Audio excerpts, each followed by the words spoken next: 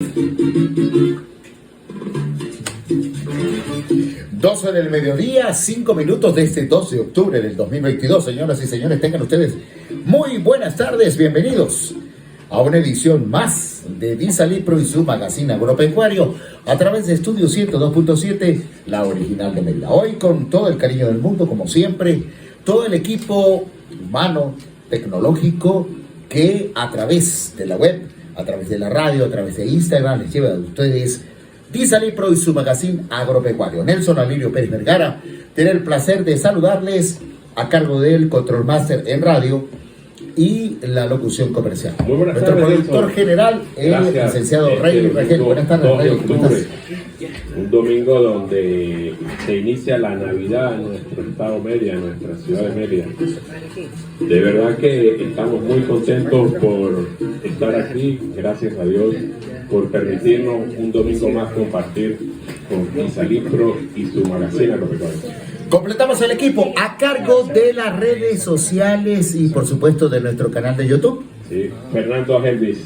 Y sus asistentes técnicos, el editorial y además de ello en la transmisión de Instagram, María Nazaret.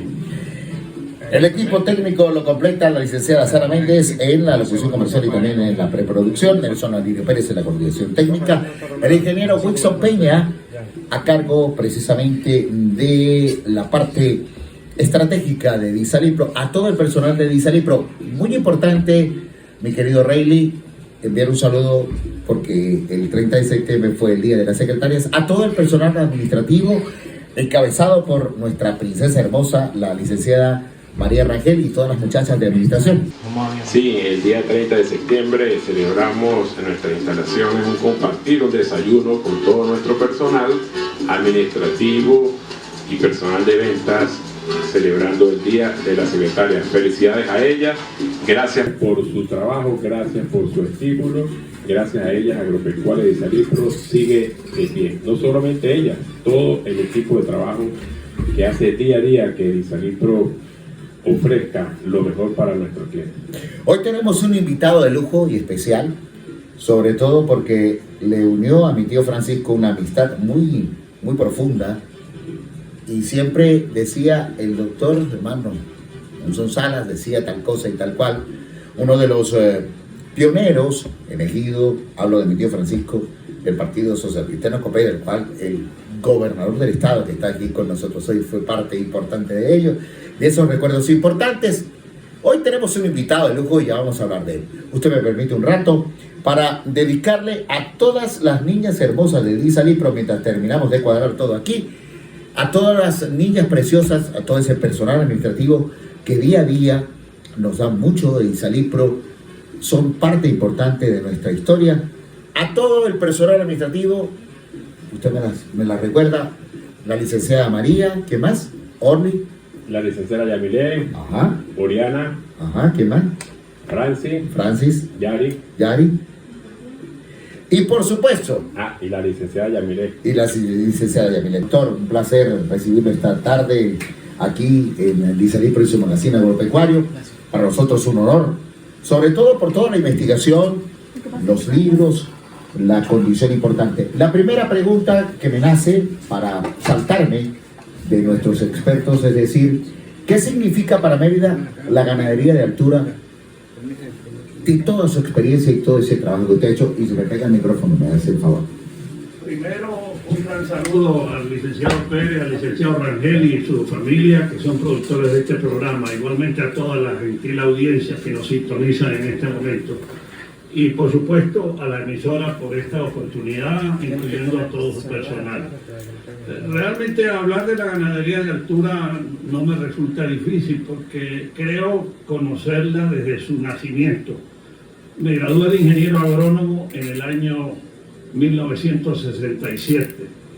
Tengo ya 55 años de profesional en esa materia.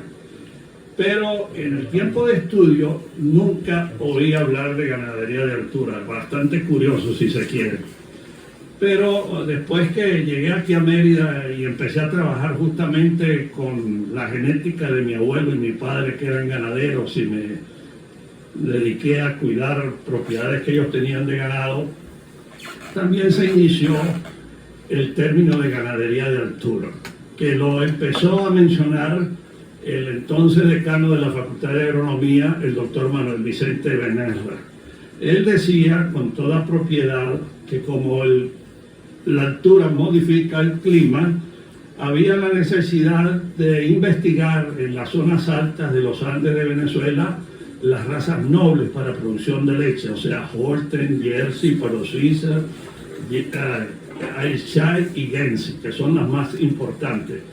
Y eso se concretó con la fundación de la Estación Experimental El Joque, un programa patrocinado por la Corporación de los Andes, por la Universidad Central de Venezuela y la Universidad de los Andes, con 2 estaciones experimentales, una en Ají, denominada El Joque, y otra en Mérida, denominada Santa Rosa.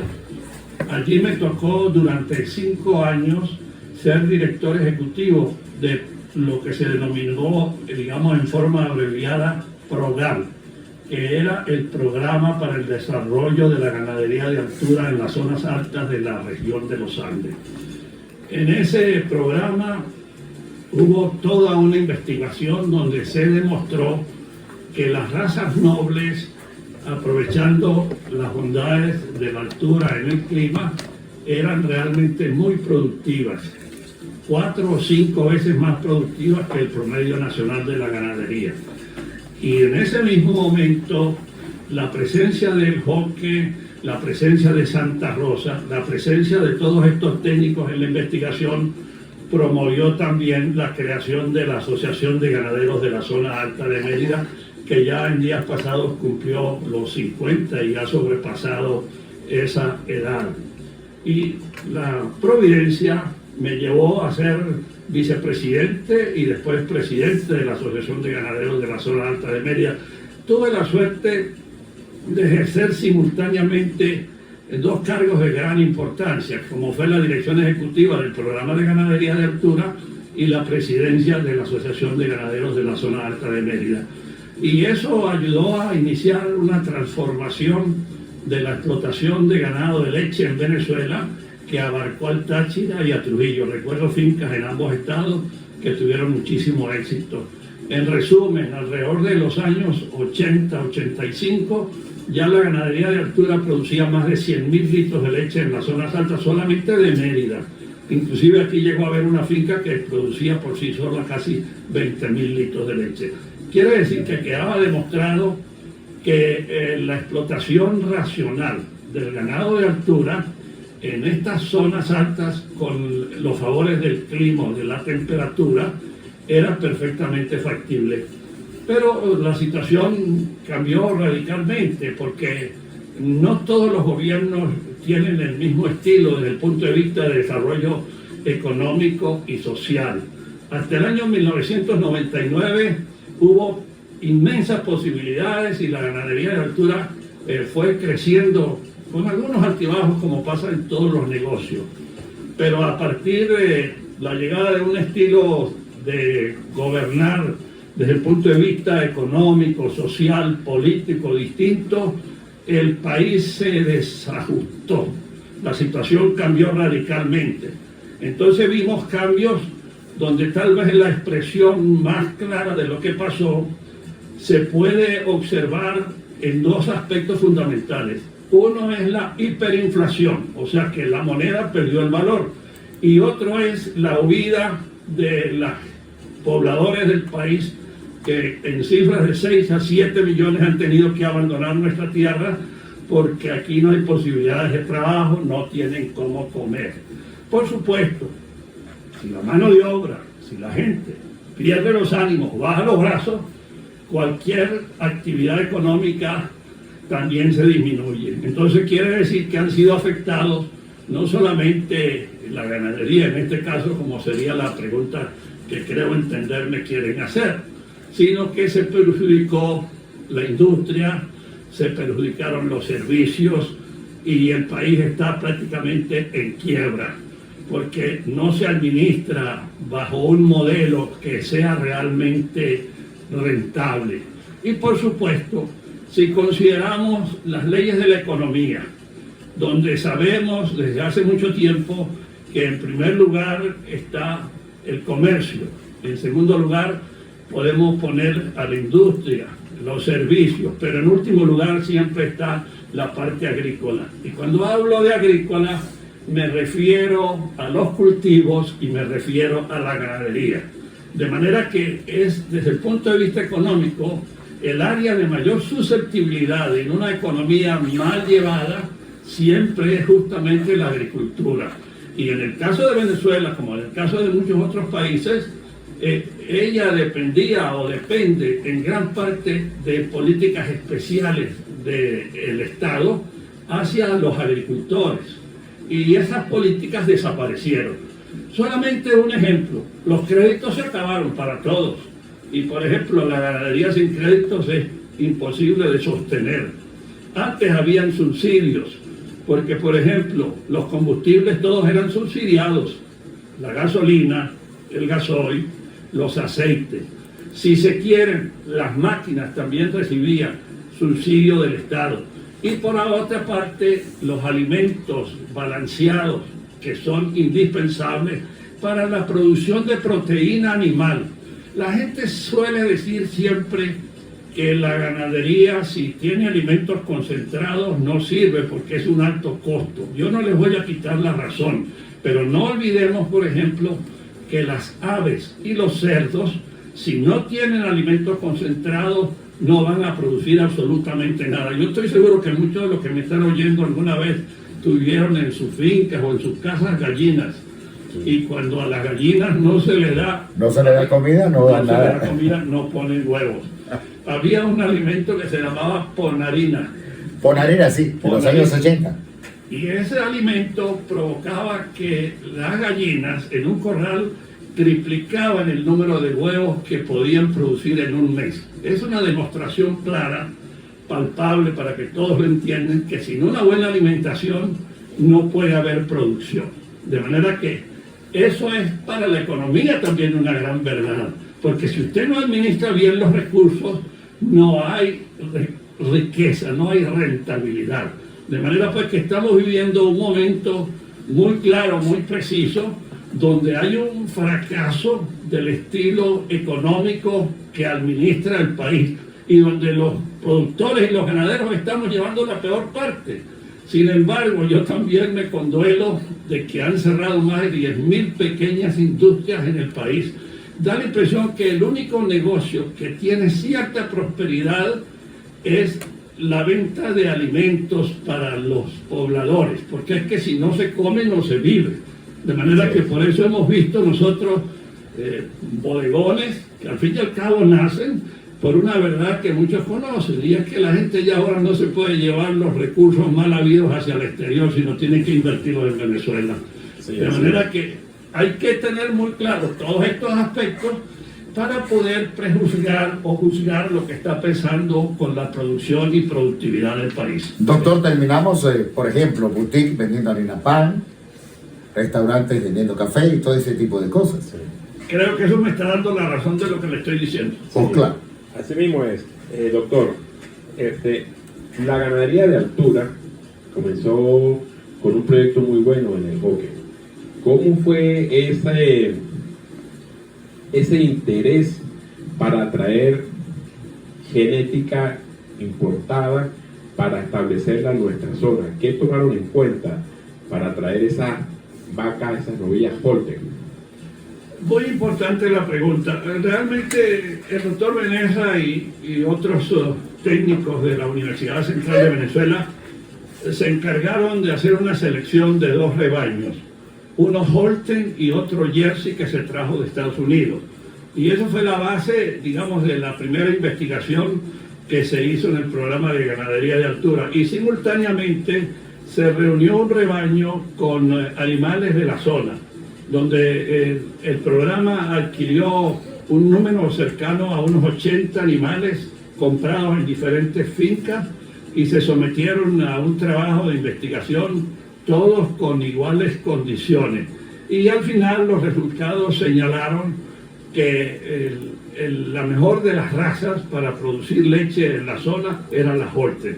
Desde el punto de vista del volumen de leche, Y considerando el volumen y la grasa que es menor, que en el caso de la Jersey, cuando usted consideraba todo el volumen de leche, el porcentaje, la cantidad de grasa producida por la Holstein equiparaba o superaba a la Jersey. Y el ganado mestizo tuvo éxito también, que quedó demostrado en términos generales que el problema fundamental era el mal manejo y la mala alimentación de los rebaños. Y no olvidemos una especie de mandamiento que es parte de la Biblia de la ganadería, que el alimento más barato que existe es el pasto. El pasto, como lo hacen Australia y Nueva Zelanda, es, digamos, la alimentación más importante para los rebaños bovinos, porque son muy económicos, pero hay que suplementar para poder obtener realmente rendimientos importantísimos, rendimientos que sean capaces de superar el déficit de alimentos que tiene la humanidad, porque recordemos aquella idea que expresaba Malthus, que decía que la población crecía de manera geométrica, o sea, 2, 4, 8, 16, y la producción de alimentos crecía en forma aritmética, 1, 2, 3, y con eso aseguraban en los años 50, 60 que el mundo moriría de hambre porque no se iba a ser capaz de producir alimentos. Y todo eso quedó demostrado en la práctica que era una teoría muy importante, pero que no era cierto, porque cuando se intensificó la producción de los agricultores, o sea, utilizando buen manejo de todos los rebaños, no solamente de las vacas, sino de los cerdos, de las aves y de cualquiera de otras de las razas que nos dan de comer, inmediatamente se incrementaron sensiblemente los resultados. De ahí surgió la idea de estaular los ganados para incrementar su rendimiento. Y por eso, si uno ha tenido oportunidad de recorrer los países tropicales y los países de clima templado, sabemos que en todas partes domina la producción intensiva, en cualquiera de los animales que son capaces de producir proteína. Me refiero a aves, cerdos, caprinos, ovinos, bovinos, y ahora el búfalo sigue siendo todavía una raza muy extensiva, pero que ha tomado muchísima fuerza. De manera pues que cualquier importación de animales que se hizo siempre tuvo el cuidado de buscar una mejor selección. Y hay una experiencia que no sé si me paro por ahora aquí y después la podemos narrar con un poquito de mayor detenimiento, ¿no? Sí, cómo no, claro. Doctor, ¿qué podemos decir? Que estamos simple y llanamente extasiados, sobre todo por el tema que estamos conversando. Doctor, una pregunta muy puntual entre las investigaciones para prepararnos para este programa, porque taurinamente, usted que también, yo sé que es un aficionado taurino, hay que ir a la plaza preparado para preguntarle a alguien como usted con esa preparación. ¿Ese término de ganadería de altura nació aquí o es de afuera? ¿De dónde vino ese término? No, ese término nació aquí y justamente el promotor fue el doctor Manuel Vicente Benerra, quien era decano de la Facultad de Agronomía. El programa originalmente se llamó Programa para el Desarrollo de la Ganadería de Altura en las zonas altas de la región de los Andes. Como ustedes comprenderán, ese nombre era demasiado largo. Y en una de las reuniones del Consejo Directivo, cuando yo estuve de director, el profesor Máximo Peña le pusimos la tarea de que se elaborara un logotipo y se buscara el nombre de una manera más sintética, y él apareció con un logotipo que por ahí está, no sé si aquí no tengo ninguno a la mano, que decía Ganadería de Altura. Entonces, PROGAL, Programa de Ganadería de Altura. Ese es un término para Venezuela. Yo conozco las zonas altas de casi todos los Andes al sur de Mete y nunca había oído en esos lugares ese nombre. Sí, la ganadería de altura, como su nombre lo dice, corresponde a un piso climático donde se encuentra ubicado entre 1.000 y 2.500 metros sobre el nivel del mar. Sin embargo, hoy en día, en nuestra zona del páramo, hay fincas que están por encima de 2.500 metros. Sí, realmente que pudieran haber, inclusive, la ganadería de zonas altas más, de mayor elevación del nivel del mar, está en Bolivia. En el altiplano boliviano, a 4.000 metros de altura, hay una ganadería para los suizos. Pero a esa altura, ellos han tenido muchos problemas desde el punto de vista reproductivo, porque el frío es intenso todo el año, ¿no es verdad? Y una de las limitantes de la ganadería de altura, y con eso creo que voy a contestar su pregunta, es que las superficies que hay en las zonas altas son relativamente pequeñas y son de orografía, de topografía muy difícil, muy quebrada. Y en el páramo merideño hay a 2.500 y 3.000 metros algunas áreas semiplanas que son muy buenas para la ganadería de altura por una condición interesantísima, y es que a esa altura se pueden cultivar algunos pastos que son mejores que el quicuyo, los reiguerazos, ¿no es verdad? Que es mejor que el quicuyo. Pero entonces hay un problema. Cuando usted compara la rentabilidad de la ganadería de altura con la agricultura siempre es más rentable que la ganadería, ¿no? De manera que a esas alturas de 2.500, como las superficies son muy pequeñas, y entra en una competencia, por ejemplo, con el cultivo de la papa, del tubérculo de la papa. Entonces, no es que no se pueda, sí se puede dar perfectamente bien, es más, mejor, porque el forraje que se va a utilizar allí puede ser de mejor calidad que el quicuyo, que es el pasto, digamos, más extendido para la producción de la ganadería de altura. La ganadería de altura ha sido, por excelencia, en nuestro país, la fuente de alimentación, ¿verdad? La leche que produce nuestras ganaderías en el estado de Mérida han sido parte de la nutrición de nuestros escolares, de nuestros habitantes. ¿Qué términos de producción habían en aquella época con la implementación del ganado Holstein y Jersey en nuestra región? Es importante que le diga que antes de existir el término de ganadería de altura, en las zonas altas, vamos a decir que de Mérida, pero similar en Táchira y en Trujillo, también había ganadería. Pero esa ganadería lo que producía era una pequeña cantidad de leche que se utilizaba para, sobre todo, hacer queso ahumado. Recuerdo que siendo presidente de la Asociación de Ganaderos de la Zona Alta de Mérida, una de las primeras exposiciones que preparé con aquella cosa que se utilizaba en ese tiempo, que eran unas hojas blancas que se pasaban, que se llamaba rotafolio, era demostrarle a los productores que producían 40, 50, 70 litros, algunos hasta 100 litros, más de ahí casi no había ninguno, que era más rentable vender la leche que hacer queso. Y eso lo concretábamos en algo muy particular, que cuando se vende leche, si usted aumenta 1 o 2 litros, usted sabe que usted tiene el valor de esos pequeña cantidad en bolívares o en remuneración. Pero cuando se hace queso, cuajar 95 litros de leche y cuajar 98, eso prácticamente, sobre todo cuando se hace de manera rudimentaria, eso da la misma cantidad de queso, ¿no, verdad? Y aparte de eso, tiene problemas colaterales, que es la comercialización del queso, salir a venderlo, y no se lo pagan y lo fían. Entonces, cuando la gente comenzó a vender la leche, inmediatamente captó que era una ventaja desde el punto de vista económico.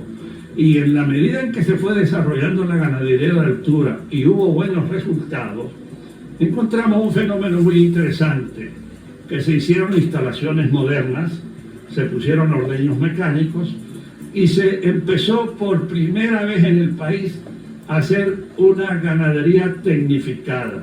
Eso dio como resultado, primero, altas producciones y, en segundo lugar, la calidad de la leche.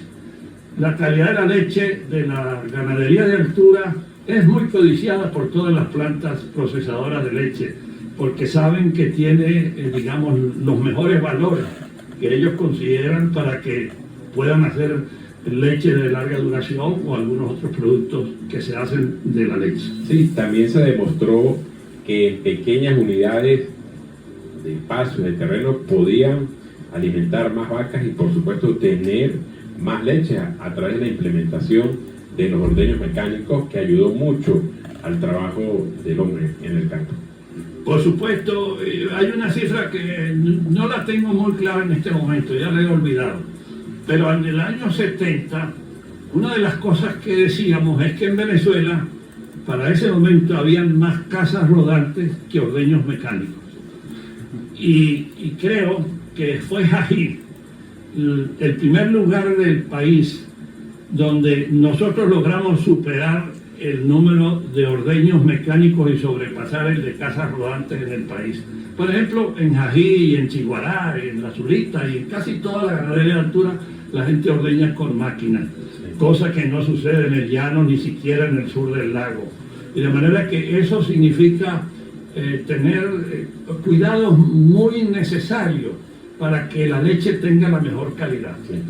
Doctor, ¿usted recuerda de aquella época qué cantidad de leche producía la zona alta de Mérida para Venezuela? Bueno, cuando se inició el programa de ganadería de altura en el estado de Mérida, lo máximo que se llegaría a producir serían alrededor de unos 10.000 litros de leche, ¿no, verdad? Diario. Diario, 10.000 litros de leche diario, cuando no habían fincas, sino lo máximo eran 100 litros de leche. Pero vivimos un momento en que solamente en Jají habían 7 fincas que pasaban los 2.000 litros diarios de leche. De manera que ahí usted puede calibrar los resultados tan importantes que se lograron obtener y que lamentablemente hoy día no es lo mismo, porque hay una serie de factores que tenemos que analizar a ver por qué ha sucedido esto. Sí, bueno, hoy en día creo que se produce como el 10% de aquella época. Porque yo creo, doctor, que se quedó pequeño de 10.000 litros diarios. Yo creo que pasaba los 20.000. Había unidades de producción que llegaban a 2.500, 3.000 litros en el valle, en el vallecito y también en la zona de Jaén. Pero no sé exactamente entonces para qué época es que usted me preguntaba. En la época cuando comenzó el programa de ganadería de altura, hacia los años 80, 90. No, 70. Yo me refiero a los años 70. Antes del año 70, en el valle, yo conocía todas las fincas del valle, de Jají, de Chiguará. No habían fincas de 200 litros de leche. No habían fincas que pasaran de 200 litros. Todas eran pequeñas. Con el programa se incrementaron, se elevaron. Con el programa se elevaron. Y les comenté que llegó a haber una finca aquí que producía cerca de 20.000 litros de leche, que era la finca El Crucetal, aquí más abajo de Ejido. Sí, Guaymaros. Los Guaymaros. Y por ejemplo, en ahí habían más de alrededor de 7 fincas que producían, cada una de ellas, más de 2.000 litros diarios de leche, cosa que hoy día ya no hay. No, ya hoy en día no hay, porque esas vacas que trajeron eran de alto tamaño y había una disposición de pasto muy buena en aquella época. Claro, porque la ganadería de altura estuvo y tendrá que seguir atada a una buena alimentación de pastoreo. Con la ganadería de altura también nació lo que se llama el pastoreo rotativo intensivo, que era altas cargas de animales en periodos pequeños de tiempo. Inicialmente se utilizaba un potrero cada día y después, cuando se fue perfeccionando, entonces era cada 12 horas un potrero, porque esto provocaba que si usted tenía las vacas o los animales en un potrero 12 horas, al retirarlo inmediatamente el pasto empezaba a recuperarse. Y no como antes de los años 70, los potreros, los animales duraban un mes en un mismo potrero. Quiere decir que el pasto no se podía recuperar. De manera que eso era parte de los programas de intensificación técnica desde el punto de vista del forraje. Pero hoy día, ese es uno de los gravísimos problemas que tenemos. No hay abonos, o los precios de los abonos no son posibles utilizarlos para producir en unas condiciones donde faltan otros aspectos como los combustibles, la electricidad, los alimentos concentrados. O sea, el desarrollo no puede ser en un solo factor. Sí. Tiene que haber un desarrollo humano, o sea, la parte social, y un desarrollo físico. Imagínense la carretera para ir como está en estos días. No. Esto es una cosa increíble. Los huecos se cuentan no por miles, sino por millones, ¿no? ¿Verdad? Y así es por todas partes. De manera que no es un solo factor el que hay que resolver todos los factores que inciden en la producción y productividad. Doctor, haciendo uso de ese amplio dominio de la historia de la ganadería de altura que usted suele conocer, ¿cómo hablaste de 7 fincas élites que pernotaban en Jají? Uno, nombrarlas, a ver si aún mantienen promedio o están dentro de ese ranking productivo en la zona. Y 2, muy importante, ¿cómo se explica que un pueblito, no recuerdo qué extensión tiene, como Jají, logró alcanzar un desarrollo técnico, científico, superando y dejando atrás, por ejemplo, los esquemas productivos de los llanos venezolanos? No se puede comparar la ganadería de altura con los llanos, porque los llanos son, primero, desde el punto de vista climático, tienen 2 periodos muy claros. Un tiempo seco, que es alrededor de 8 meses, y un tiempo de lluvia, que es 4 o 5 meses, ¿no? En cambio, aquí el régimen pluviométrico es bastante favorable todo el año. Por cierto, ahí en el libro hay algunas cifras, ¿no? Realmente yo no quiero mencionar nombres de fincas porque no estoy autorizado por los productores, pero sí le puedo decir, por ejemplo, que en el área de Las Cruces y Piedra Blanca habían alrededor de 4 fincas de 2.000 litros de leche. Y un poco más arriba, yendo hacia la Zulita, habrían otras tantas fincas, ¿no? ¿Verdad? Eso fácilmente, la gente sabe realmente cuáles eran. Es más, en el caso nuestro, digamos la ganadería Atalaya, nosotros llegamos a 3.000 litros diarios de leche, ¿no? ¿Verdad? Con una instalación bien moderna, sí, es el doctor Monzón. mecánico, con computadoras, con registros, todo de última generación. Y todo eso fue producto a que la rentabilidad de la finca permitía tener todos estos aditamentos que hacen fácil la producción. Permítame, doctor Monzón, el señor Víctor Méndez en línea quiere saludarle y por supuesto participar. Buenas tardes, no me le suba mucho volumen a la radio. Bienvenido a Disalipro y su magazine agropecuario, don Víctor. Muy buenos días o buenas tardes, doctor Monzón. Lo conozco hace más de 30 años. Me conocí, yo fui de esto entrar, pero soy abogado. Yo vengo de una familia campesina y sé lo que es el campesino. El doctor tiene mucho conocimiento en la parte de ganadería. Es mi amigo, me alegra bastante, doctor. Le doy esa voz. Espero que Dios me lo cuide con su manto y que Dios me bendiga. Y bueno, doctor, usted siempre ha sido un hombre luchador, un hombre de campo, un hombre productor, un hombre que yo lo conozco desde hace muchos años y usted es amigo mío.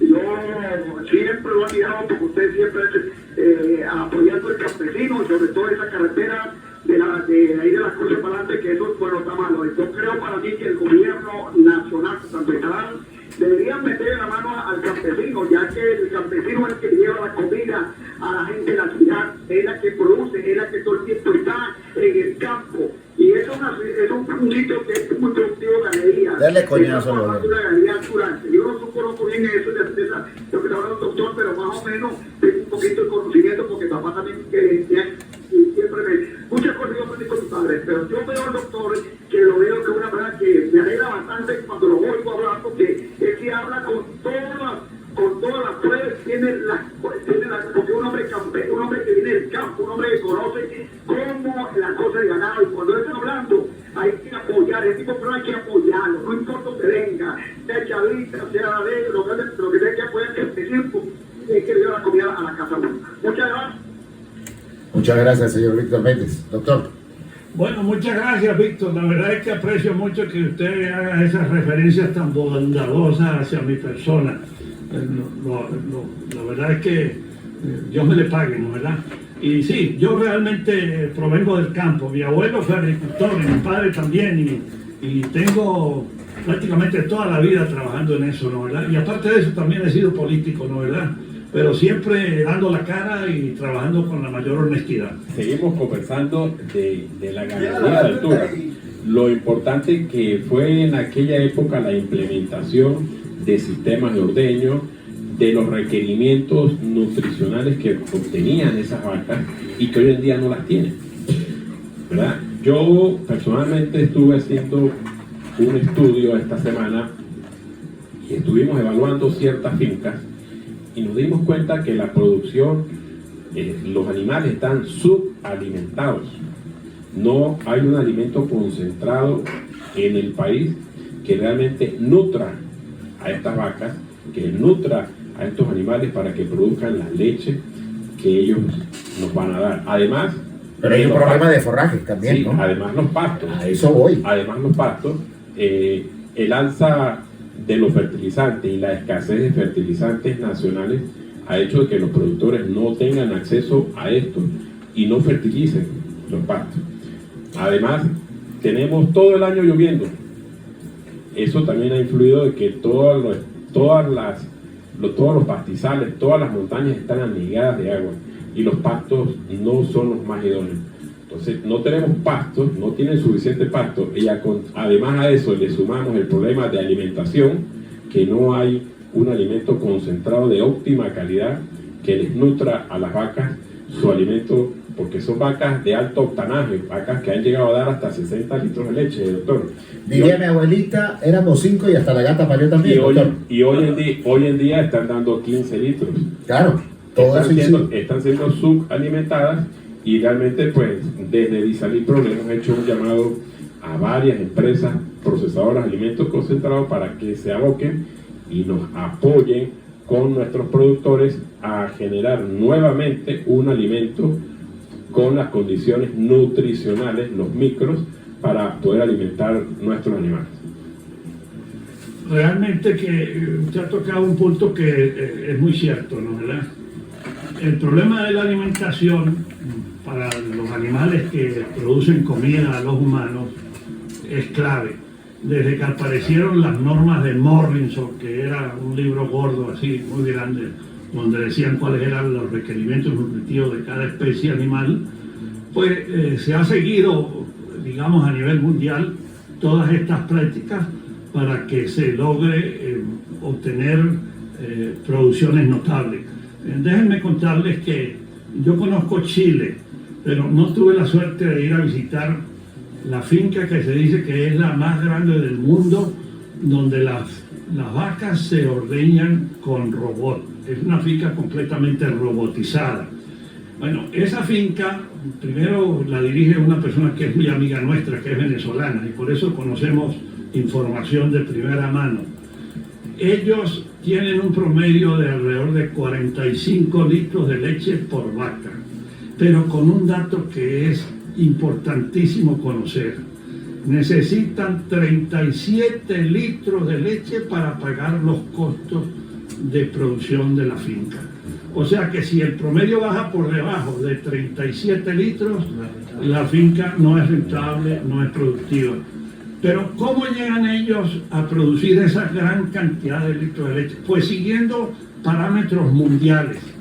Si uno ha tenido la oportunidad de ir a Europa o de ir a Norteamérica, Canadá, inclusive aquí mismo en Brasil, usted sabe que hay una serie de establos que prácticamente son hechos aproximadamente bajo los mismos parámetros, donde se dice cómo guardar los animales bajo techo, cuándo deben salir afuera, qué deben comer y cuál es el tratamiento desde el punto de vista veterinario que se les debe dar.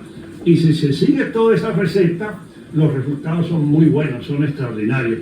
Pero el problema es que aquí en Venezuela no tenemos los ingredientes, y entonces la receta se quedó solamente con los establos. Nosotros no tenemos pasto, no tenemos el alimento concentrado, las medicinas prácticamente también, ahora últimamente vuelven a aparecer, pero hubo un momento en que no habían, ¿no, verdad? Había que irlas a buscar ahí a la frontera. De manera que bajo esas condiciones, la ganadería sufrió lo mismo que le ha pasado, como ya lo mencioné hace un momento, a la industria, que hay más de 10.000 pequeñas industrias que han cerrado en el país. O sea que no es un problema. Es más, y el hambre en las vacas no solamente es en los animales. Si usted analiza los índices de pobreza que tiene el país, usted se va a dar cuenta que los humanos también están pasando hambre, ¿no verdad? Porque hay mucha gente desnutrida, hay mucha gente que esos salarios paupérrimos que hay, es más, los que yo llamo empleados del gobierno, la burocracia del gobierno, yo digo que son esclavos, porque son los que tienen la peor remuneración. Esa gente aguanta hambre. Ustedes han visto la huelga de los maestros en días pasados porque les querían fraccionar las remuneraciones. Usted ha visto también el anuncio de que van a fraccionar los aguinaldos. Pues bueno, eso lo que anuncia es el hambre para el pueblo. Y si el pueblo y si la gente está pasando hambre, ¿cómo no van a estar pasando hambre los animales? Usted lo ha visto muy claramente porque me decía que había visitado Ají y había visto a los rebaños en general desnutridos. Eso realmente lo califica a usted como un buen observador, porque eso es totalmente cierto. Y las razones por las cuales están desnutridos es porque el país no funciona. Y si el país no funciona, pues no funciona para las personas y tampoco funciona para la cría de animales domésticos. Sí. Es muy cierto eso. Por esa razón, pues, Disalipro se está preocupando una vez más por nuestros productores y está haciendo un llamado a la industria que fabrica el alimento concentrado para que vengan, nos visiten y puedan formular un alimento de óptima calidad con excelentes nutrientes, porque muchas personas, lo que no saben, el alimento lleva macronutrientes y micronutrientes. La escasez actual es micronutrientes que están un poco elevados por ser importados.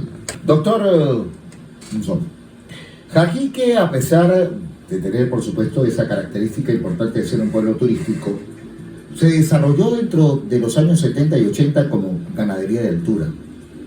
¿Cómo nace esa necesidad? ¿Cómo se produce ese fenómeno? Porque fue atípico, sobre todo, si se tiene en consideración, revisando las estadísticas, y usted es más versátil que yo en decirlo, la ganadería del término de la producción de carne fue siempre, en comparación a Mérida, el Zulia. Pero ¿cómo creció? ¿Cómo se dio esa actividad? ¿De dónde nació ese hito importante de Ají y los alrededores?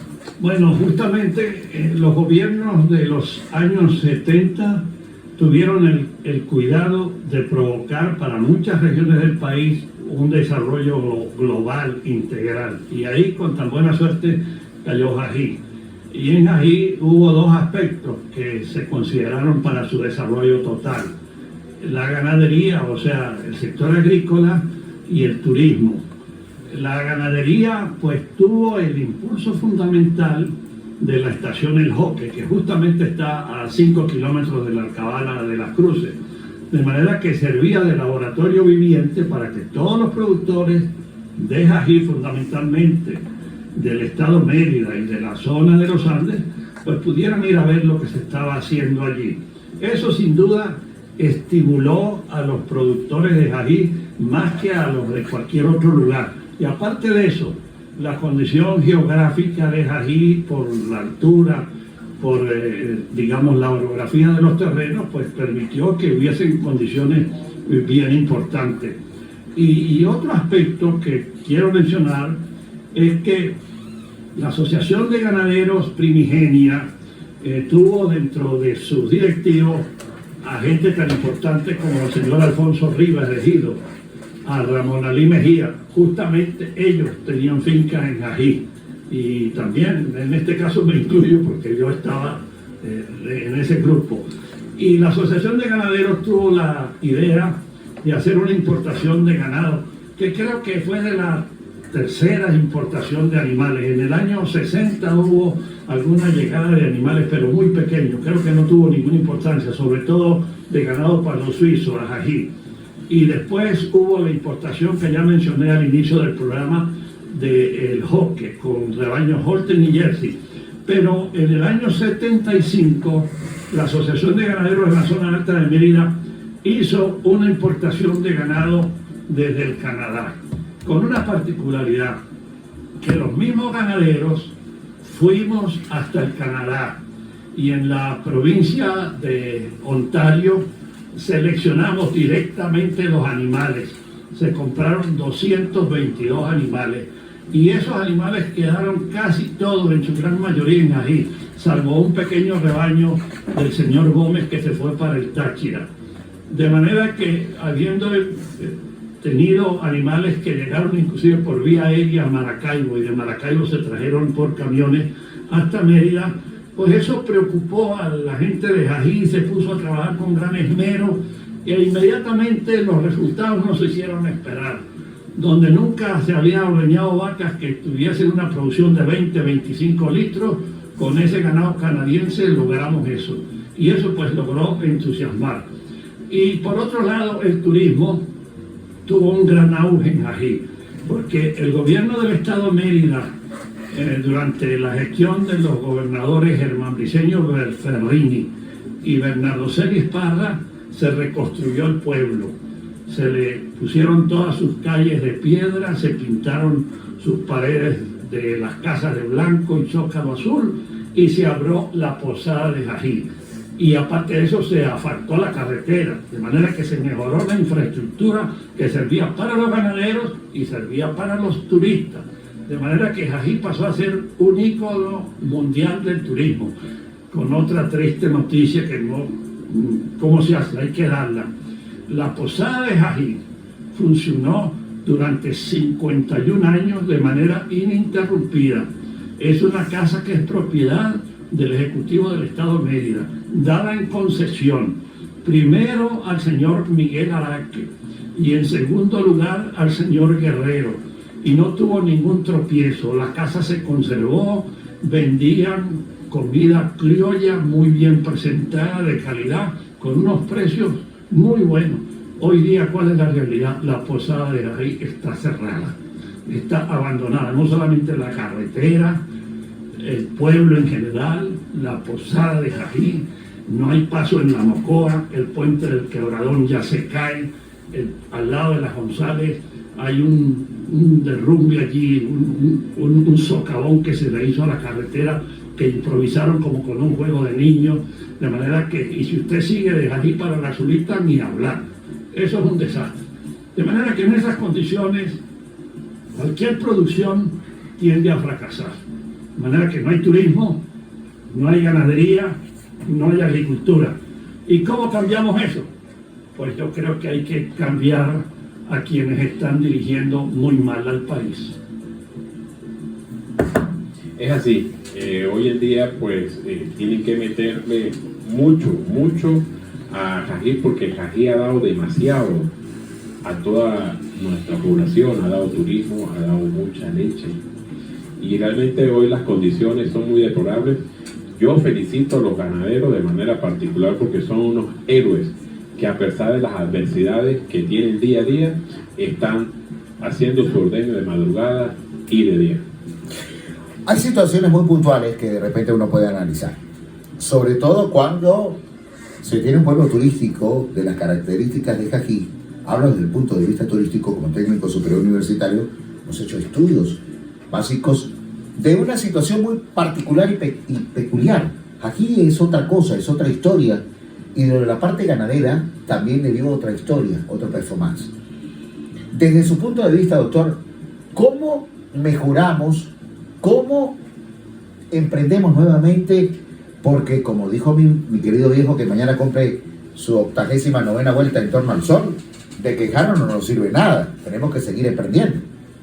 Pues mire, licenciado Pérez, no perdamos las esperanzas, yo no las pierdo, ¿no? ¿Verdad? Pero no es que vamos a pensar que vamos a recuperar a Ají, hay que recuperar todo el país, porque la situación es mala en ese pueblo que hemos mencionado tanto hoy, en la Zulita, en Chiguará y en el estado Táchira y más allá también, ¿no? ¿Verdad? De manera que se necesita cambios importantes de política.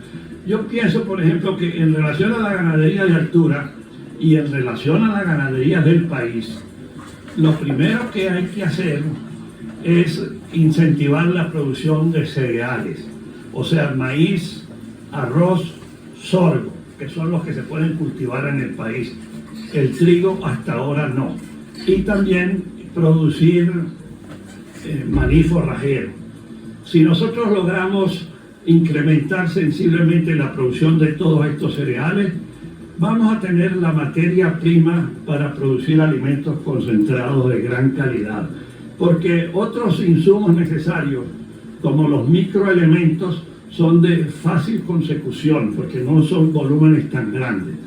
De manera que si nosotros vamos a aumentar la producción de maíz, de arroz, de sorgo, vamos a tener materia prima para producir alimentos balanceados. Pero más importante, pienso, es lo relativo a los forrajes. Cuando uno ha tenido experiencia de ver lo que sucede en los países de clima templado, saben que la producción de bovinos fundamentalmente está atada a las estaciones. O sea que ellos durante la época de primavera lo que hacen es producir excedentes de forrajes, guardarlos como forrajes conservados y tenerlos para la época del frío, cuando en donde se puede pastorear la vaca, lo que hay es nieve, no hay pasto, ¿no es verdad? Entonces ahí viene un aspecto muy importante que hay que hacer en Venezuela y que aquí se ha tratado de resolver.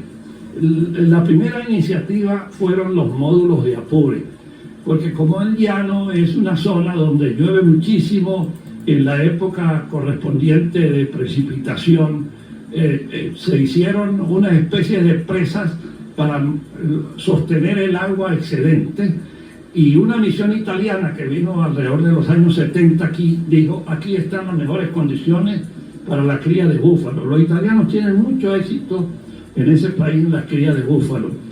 Y los módulos de apure empezaron a dar gran resultado. Yo tuve oportunidad de visitar algunos de ellos, y allí las razas cebuinas del ganado llanero logró que durante la época seca tuviera forrajes verdes justamente en el área donde se depositaba el agua. Lamentablemente todo eso fue abandonado. Pero hoy día, y este es como una especie de un llamado muy especial que yo quisiera hacer a las autoridades. Vamos a producir forrajes para conservarlos, para, en el caso del llano, para la época seca. Vamos a aprovechar el tiempo cuando cae lluvia, que hay suficiente precipitación para almacenar forrajes conservados. En el caso del llano, lo primero que hay que hacer es el silaje de maíz, porque el maíz como planta forrajera es el que tiene las mejores condiciones. Cada finca tiene que buscar la manera de hacer silaje de maíz, conservarlo simplemente en silos de trinchera, que no tienen muy alto costo ni nada, para la época cuando no hay precipitación. Y así van a empezar a asegurar la alimentación de forraje, que hemos dicho que es lo más barato. Y para el caso de la ganadería de altura, este es un problema que he analizado, inclusive en el libro que está publicado hay algunas pautas sobre esto.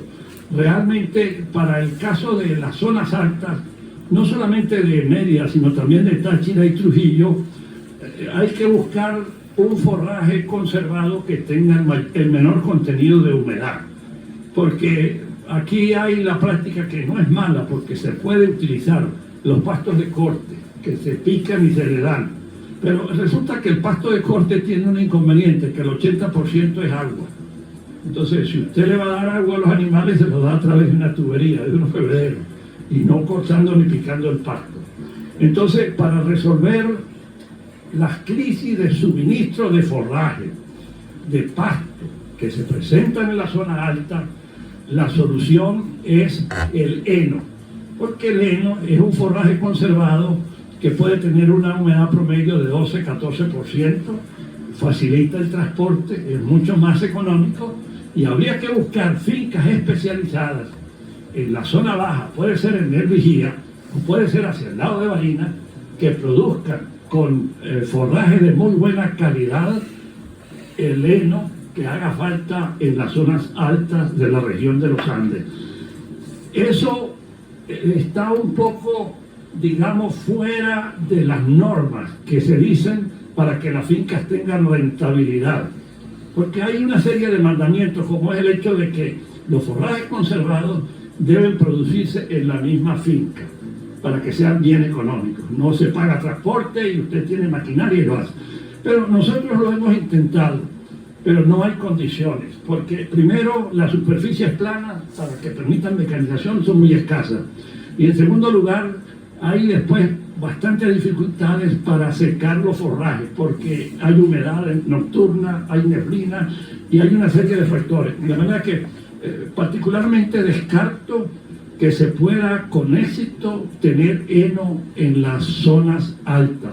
De manera que tenemos que buscar explotaciones en zonas bajas que nos permitan garantizar un forraje de buena calidad.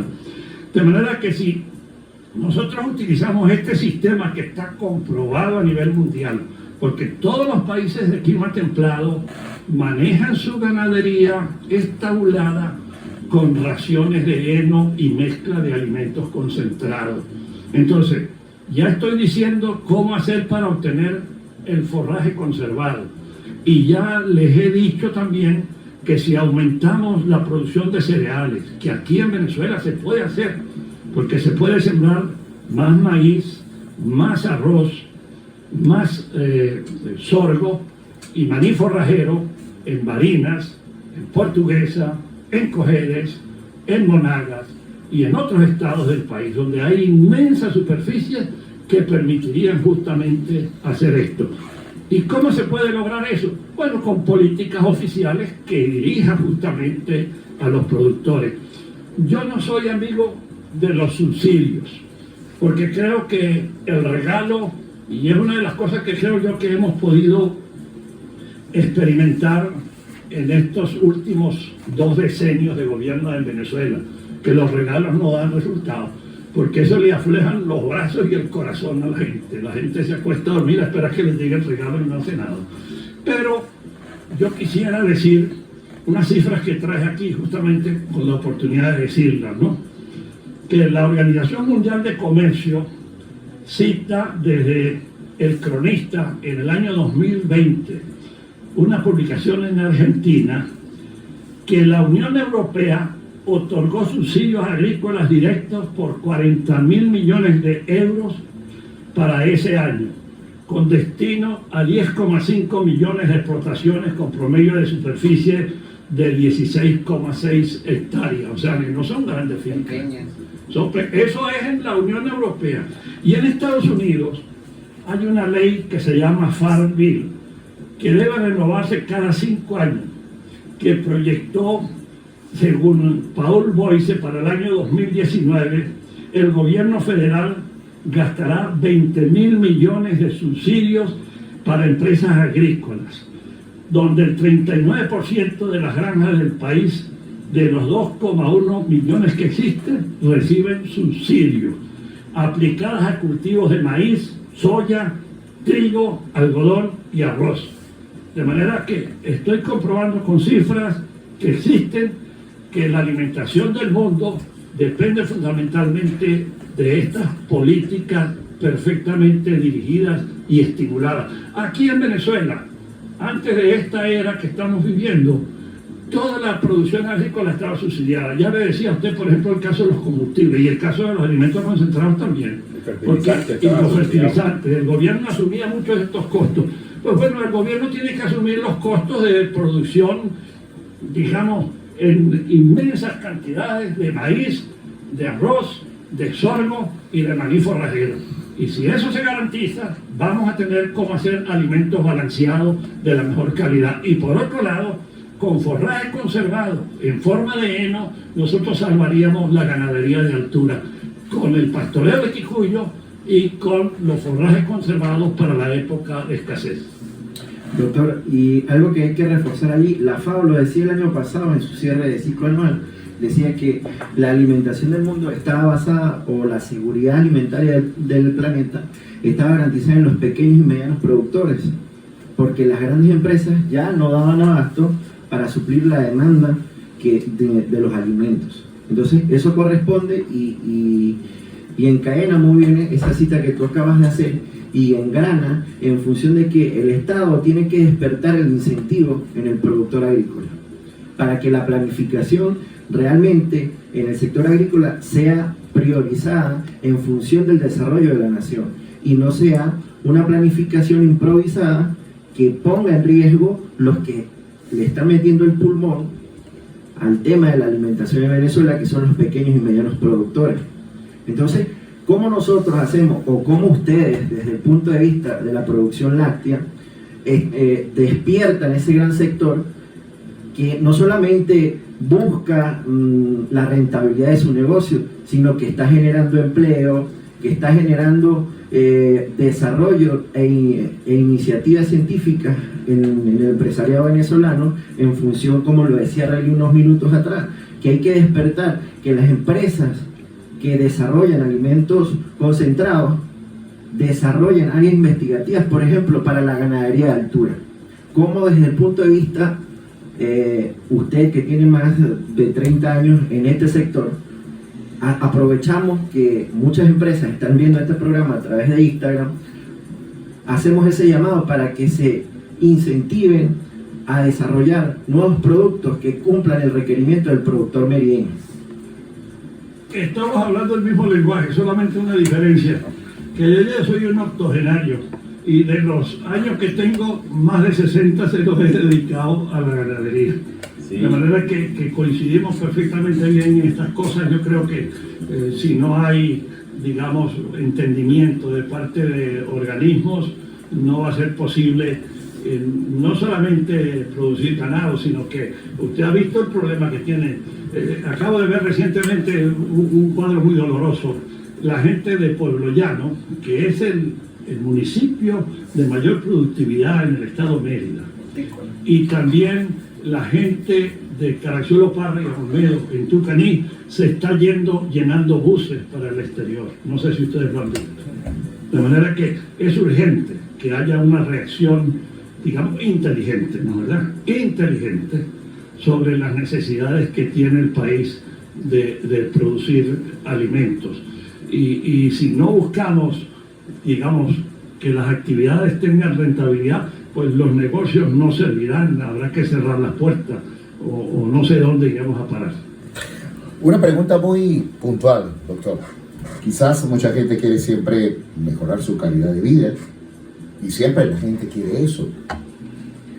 Durante los años 60 mucha gente, el éxodo del campo hacia las ciudades, el éxodo que se produjo cuando el petróleo nació en Maracaibo, alrededor de todos los campos petroleros en Maracaibo, el éxodo de la gente que se vino de los campos hacia la capital de la República. Volver al campo es una opción. Creo que, ¿cómo incentivamos eso? Porque si la gente no siembra, si no sembramos, y para utilizar aquel célebre epitafio de Arturo Uslar, hay que sembrar el país. ¿Cómo regresamos? ¿Cómo le metemos a la conciencia al venezolano que tenemos que sembrar? Porque un país que no siembre no cosecha. Pues es muy importante, porque uniendo a la pregunta anterior de las superficies de las fincas, ¿no?, que en los Andes realmente son pequeñas.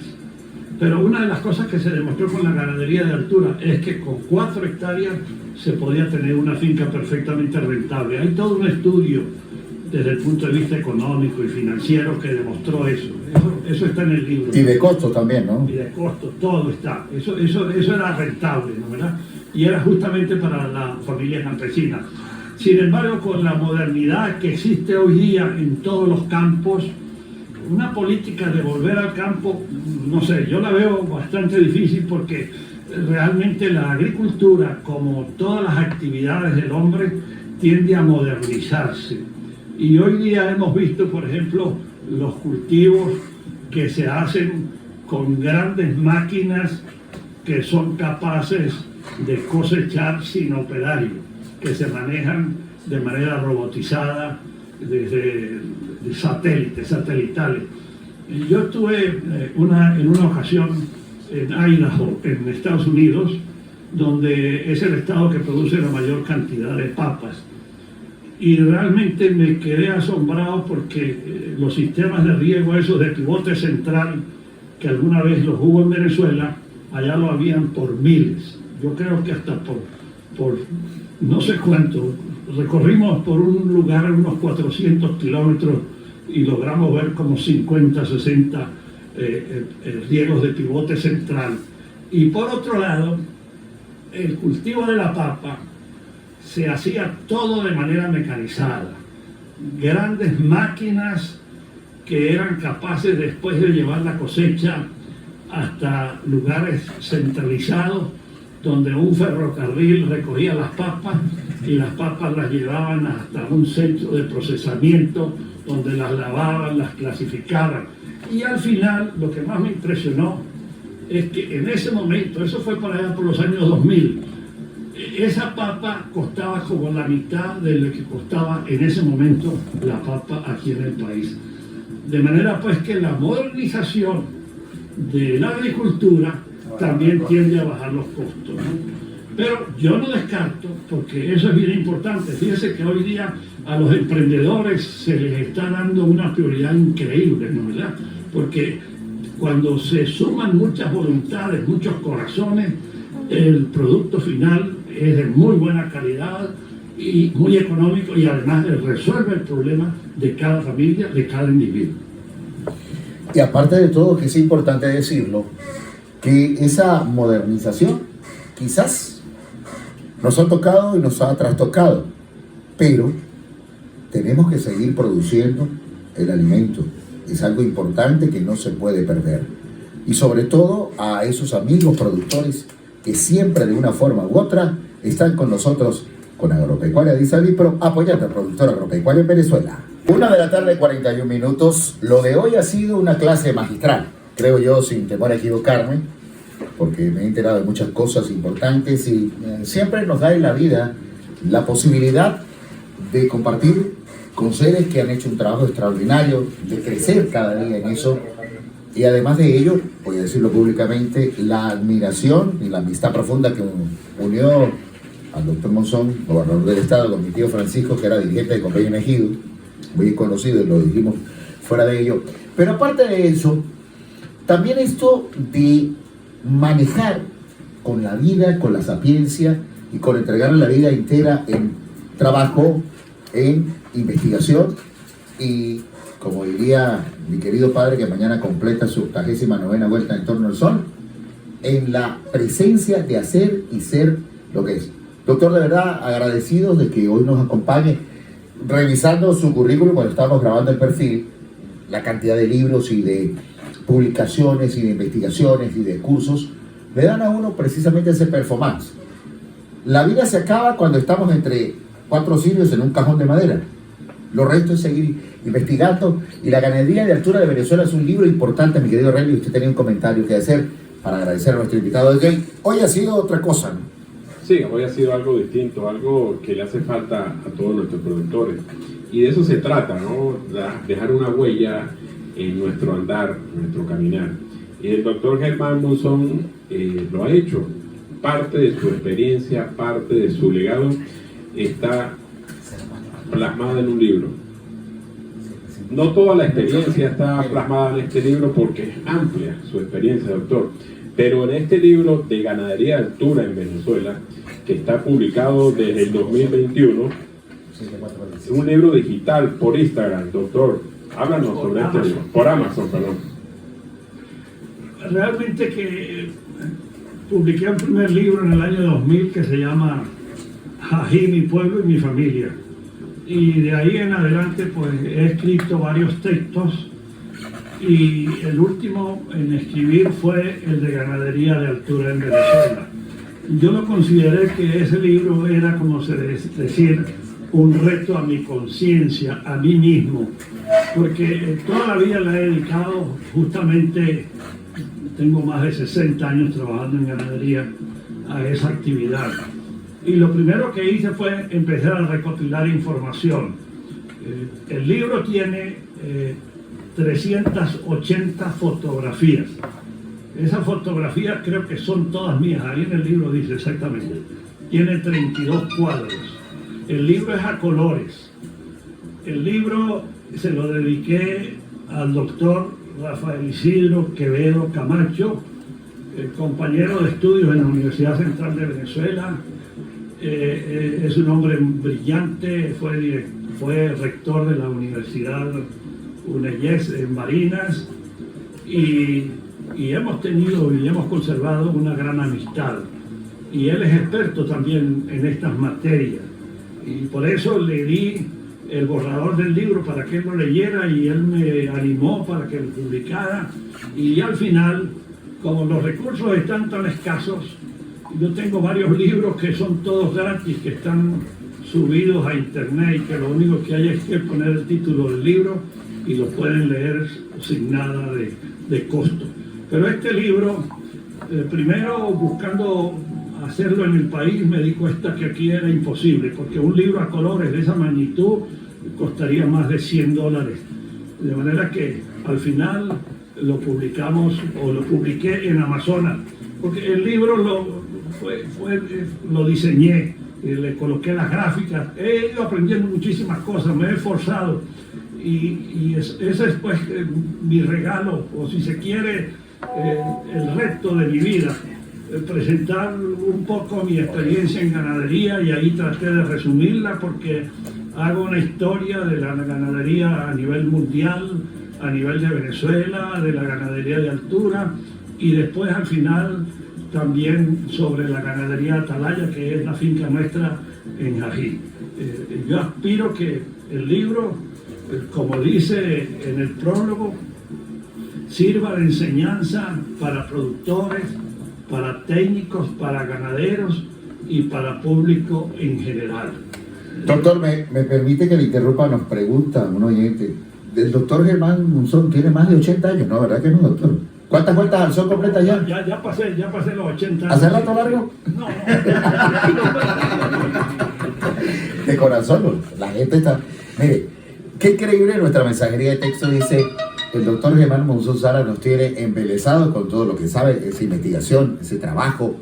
Hoy creo, este es nuestro 13º programa, hemos tenido un invitado de lujo, sin desmeritar a todos nuestros invitados, porque nos hemos quedado los tres inertes, tanto Whitson, el señor Whitson, como yo, como Rayleigh, porque simplemente ha sido una clase magistral de saber lo importante que es la ganadería de altura. ¿Me quería decir algo, ingeniero? Nelson, es que ver a un señor Por Dios. de esta talla explicando y haciendo historias sobre la ganadería merideña, oye, ojalá la juventud tuviera esa oportunidad de escucharte en vivo y directo y aprovechar esa amplia experiencia que usted tiene, doctor. Así que bueno, el micrófono y los pocos minutos que quedan de Isalipre, su magazine agropecuario, el micrófono es todo tuyo, doctor. Es cierto, si la juventud no se interesa por el campo, el porvenir del país estará comprometido. Pero yo tengo muchas esperanzas porque hay un hecho realmente extraordinario, y es que la nueva directiva que se inauguró hace unos 8 o 10 meses atrás, no recuerdo exactamente la fecha, de la Asociación de Ganaderos de la Zona Alta de Mérida, está integrada por profesionales, todos, vinculados con el agro, hijos de productores, de ganaderos de altura, de manera que saben perfectamente bien lo que tienen en sus manos. Ese es un hecho notorio. Yo creo que ellos tienen el mayor reto, es recuperar la credibilidad del pueblo hacia esta actividad tan crucial, tan importante, tan necesaria como es la de producir alimentos.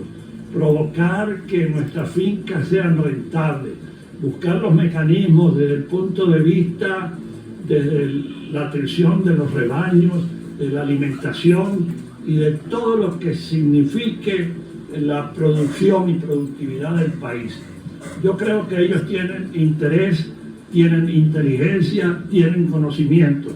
De manera pues que este llamado que tú me haces para que la juventud se aboque a ayudar, a colaborar, tiene una primera respuesta considerando la directiva actual de la Asociación de Ganaderos de la Zona Alta de Mérida.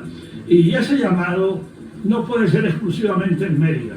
Eso tiene que ser para los Andes y tiene que ser para más allá de la frontera de esta bella cordillera que en estos días inclusive nos ha brindado unas nevadas extraordinarias. Y yo tengo que ser optimista porque los años de vida que me puedan quedar hay que dedicarlos a seguir esforzándonos para mostrarle al pueblo lo que está pasando y darle también las soluciones a los ingentes problemas que existen. Dice un adagio muy fácil: si el problema existe, no seas parte del problema, seas parte de la solución, y es lo que necesitamos. No seguirnos quejando como un camionado de cochinos, decía mi abuelita, sino buscar la solución.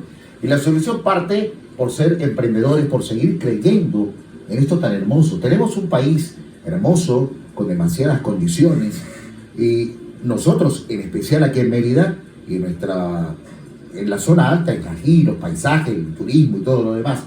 Doctor Germán, ¿cómo le inyectamos y le cambiamos el chip a la gente para dejar de ser precisamente pesimistas y buscar y seguir creyendo en esto tan hermoso que se llama Mérida, Venezuela, Cají y nuestra ganadería de altura? Creo que las vías para lograr esas son múltiples, pero se pueden resumir en la comunicación. Desde ese punto de vista, yo quiero felicitar a Disalipro por la idea de un programa como esto, donde he tenido la oportunidad de asistir en el día de hoy.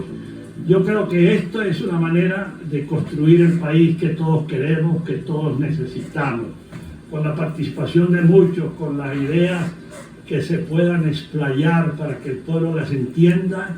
Va a aparecer tal vez no tan rápido como quisiéramos, pero la verdad es muy esquiva, y en la medida en que la verdad la pongamos al alcance del pueblo, del boca a boca, de las necesidades de la gente, el país volverá a ser lo que tuvimos oportunidad nosotros de disfrutar. Porque yo sé que hasta el año 2000 el país tenía problemas y habían algunos cuantos sinvergüenzas, ¿no verdad? Eso no lo podemos ocultar. Pero el país lentamente estuvo mejorando. Yo que vengo de Cají y conozco sus limitaciones desde mi época de nacimiento, donde no había carretera, donde la electricidad era sumamente mala, donde llegó la electrificación, hoy día la comunicación, pero la carretera no sirve, pues tenemos que volver a llegar lo que tuvimos en algún momento. Y yo estoy seguro que los brazos y la fuerza del corazón de cada uno de los merideños buscarán los derroteros que aspira el pueblo de Venezuela, sin ningún color político en particular, sino buscando ese gran titular de la verdad, del desarrollo social, del desarrollo económico. Por cierto, no quiero dejar pasar el tiempo sin decir que he dedicado desde el año 2011 a trabajar en un programa que yo considero que es fundamental para Mérida, que es la modernización de la vialidad del Estado de Mérida, de la región de los Andes, y que va a impactar no solamente a todo el occidente del país, sino también a la comunidad andina de Nación. En eso tenemos un libro escrito de un estudio que supera las 1000 páginas, y en estos días vamos a publicar un segundo libro que se llama Rutas al Progreso.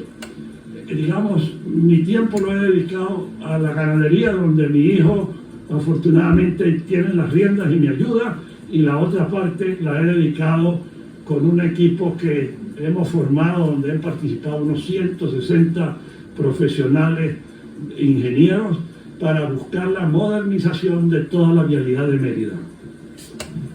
Doctor, he logrado notar en el desarrollo del programa que en su celular su familia está emocionada, expresándole que te están sintonizando. Un caluroso saludo a su familia que lo está escuchando a esta hora de la mañana y que creo que casi los olvida, producto de este programa tan interesante. De la tarde, Wilson. Wilson está tan embelesado que dice que de la mañana. Ay, Dios. Doctor. Pues yo he visto el teléfono a veces prende y tal, pero no le he puesto atención, porque la verdad es que estar aquí entre los micrófonos tampoco es digamos, ninguna mantequilla, ¿no? ¿Verdad? Nelson, algo que tenemos que agregar a este para finalizar, ¿no? Para finalizar lo que dice el doctor, haciendo ese llamado de lucha, de progreso, es que debemos ser parte de la solución. No parte del problema, usted siempre lo dice. Y no parte del problema. Siempre se lo he dicho a todo aquel que llega a mi oficina a conversar. seamos parte de la solución y no parte del El problema. problema. Aún me lo he dicho como 37.333 veces, ya lo sé. Todos los días. Todos los días. Doctor Germán Monzón, un placer inmenso haberle conocido. Digo por referencia, lo vuelvo y lo reitero, mi querido tío Francisco, amigo suyo personal, desde uno de los accionistas del Partido Socialista Copey de los años 70 en Ejido. Le recuerda mucho, le recordaba, ya se murió, se nos fue a los 92 años. Y de verdad, agradecerle a usted por esta clase magistral, más allá del programa, que hoy hemos tenido para todos nuestros oyentes. Que Dios me le bendiga. Hombres como usted, con esa investigación, con ese trabajo profundo, más allá de lo político, sino de lo científico, estructural y cultural, crecen y hacen grande a este país y nos llenan de compromiso a los que venimos atrás. No tan jovencitos, pero ahí vamos arriando, como dice mi abuelo, arriando el burro, para seguir luchando por esta cosa tan hermosa como en este país tan hermoso como es Venezuela. Doctor. Bueno, muchas gracias, licenciado Pérez. Usted es muy bondadoso, excede sus palabras hacia mi humilde persona.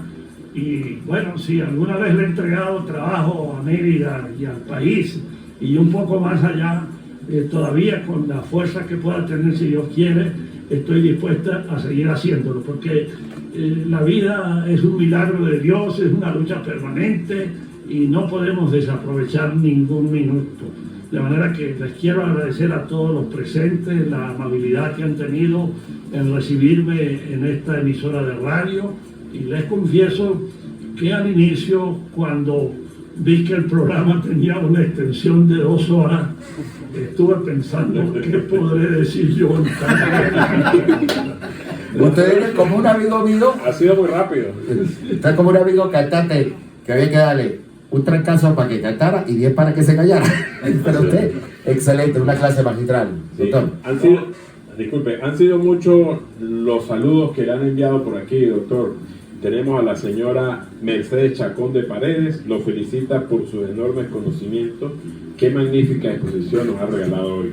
Saludos a la señora Mercedes, así como Juan Carlos, la señora Gleidimar. Son muchos los mensajes que tenemos por aquí, creo que nos llegaría a las 6 de la tarde. Pero, perdóneme que lo interrumpa, pero Mercedes de Paredes Chacón era la administradora del programa de ganadería de altura. A ver. Hicimos una gran amistad y tenemos en común que nacimos el mismo día, no en la misma fecha. Ella nació muchos años después. Bueno, excelente. Un saludo para la señora Mercedes, entonces. Eso. Sí, Rayleigh, antes de despedirnos, hacerle un llamado a todos nuestros queridos radioescuchas a que puedan adquirir el libro del doctor Germán Monzón a través de Amazon. Tiene un precio... Amazon.com. Exacto. Tiene un precio accesible. $8 cuesta la versión digital. Barato. Eso es muy barato. Y $20 cuesta el libro impreso. Ok. $8 para quienes gusten comprar el libro. Un excelente libro dedicado a la ganadería de altura, en especial Ají. Así que, amigo productor de Ají, en su biblioteca debe estar ese libro con referencia histórica local y con un importante trabajo científico dedicado a la ganadería de altura desde Mérida. Sí. Ya saben, a todos nuestros radioescuchas, es importante que se suscriban a nuestro canal de YouTube, Disalipro y su magazine agropecuario. Allí pueden visualizar todos los programas que vamos a ir subiendo a medida que vaya avanzando el tiempo. Síguenos a través de nuestras redes sociales, @DisaPisoLipro, y estaremos en contacto solucionando problemas y ayudando al productor agropecuario. Estamos como el circo de los hermanos Gasca. Doctor, su despedida, agradecidos. No nos queremos ir, estamos como el circo. Última semana del circo de los hermanos Gasca. Tendría que decir que ojalá que esta no sea la única oportunidad. Y lo permita Dios. De conversar en otro momento, y con mucho gusto estaré dispuesto a venir. Señoras y señores, ha sido Disalipro y su magazine agropecuario. Señor Rayleigh Rangel, nos vamos. Sí, señor. Muchas gracias. Nos vemos el próximo domingo. Hasta el próximo domingo, Nelson. Saludos a todos nuestros radioescuchas. El señor Rayleigh Rangel en la producción general, el ingeniero Wilson Peña en la parte anecdótica y sobre todo la parte crucial de Disalí Pro y todo su personal. Además de ello, nos acompaña en las redes sociales mi querido Rayleigh, nuestro querido Fernando Helvis y hoy María Nazaret. María de Nazaret. Nelson Alirio Pérez en la coordinación técnica. En la que hace el café. El café estuvo a cargo hoy de nuestra querida Francis de Rangel. La licenciada Sara Méndez en la coproducción. También nos vamos. Buenas tardes, señoras y señores. Hoy voy a hacer una travesura. Chao, nos vemos el próximo domingo.